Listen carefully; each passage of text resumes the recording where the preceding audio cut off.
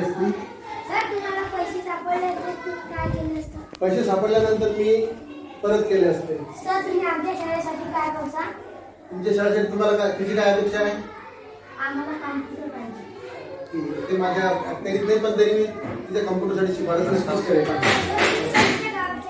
मी वाडेगावचा. Sir तुम्ही कितवीला शिकवता? बेटा मी शिकवत कोणत्याच वर्गाला नाही, मी मुख्याध्यापक आहे. काही त्याच्या सर तुम्ही असं काय केलं जर तुमची शाळा जिल्हा स्तरावर आहे? Repeat question. एक मिनिट, रिपीट क्वेश्चन. हा सर तुम्ही काय केलं असं जेव्हा तुमची शाळा जिल्हा स्तरावर आहे? हा बेटा, माझ्या शाळेत मी आधी सर्व मुलांना, सर्व शिक्षकांना त्यांची बैठक घेतली आणि त्यांना आपले जे उपक्रम आहेत ते कसे राबवायचे त्याविषयी समजावून सांगितलं आणि त्यानुसार आम्ही प्रयत्न करतो आणि त्यामुळेच आमची शाळा जिल्हा स्तरावर आहे. सर तुम्ही जर पोलीस असते तुम्ही काय करत असते? मी पोलीस जर असतो तर जनतेची सेवा केली असती. सर तुम्हाला पोलीस सारखे दिसतात का? हा सर तुम्हाला पोलीस सारखे दिसत आहेत का? ते सर सारखे दिसत आहेत?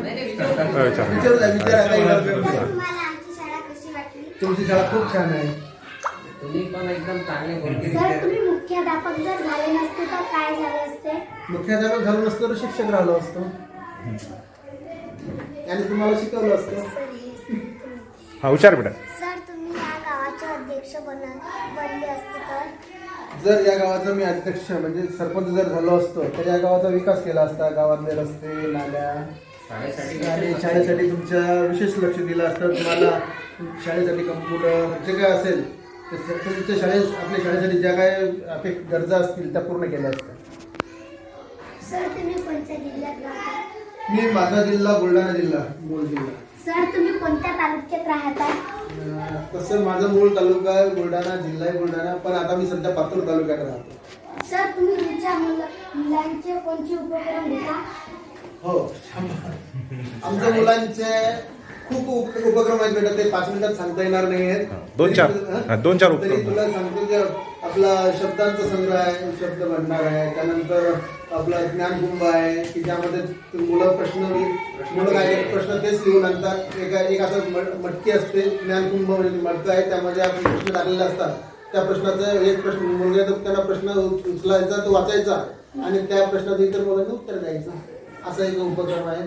त्यानंतर इंग्रजी शब्दांचा खूप मोठा भांडार आहे. रोज शाळेत आपले म्हणजे वाचनाची एक कोणते तरी आम्ही एक पुस्तक घेतो आणि त्याचं रेग्युलर वाचन करतो. जसं आता श्यामजाई घेतला होता मागच्या महिन्यात, त्याचं रोज एक कथा वाचायची, त्यानंतर मुलांना सांगायचं, दुसऱ्या दिवशी त्यातून आपले काय जे ऐकलं त्याच्यावर म्हणजे लेखन करून येतात.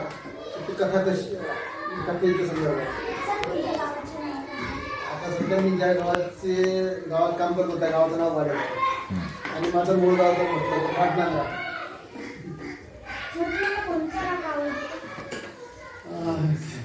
रंग कोणता? मला सगळंच रंग आवडतात बेटा. सर तुमच्या शाळेत कोणता मोठा कार्यक्रम झाला? आमच्या शाळेमध्ये स्नेहसंमेलन हा मोठा कार्यक्रम झाला, 3 दिवस चालला. थँक्यू. विशेष म्हणजे भोजनाची व्यवस्था होती. या 2 सरांना विचारायचं आता. चला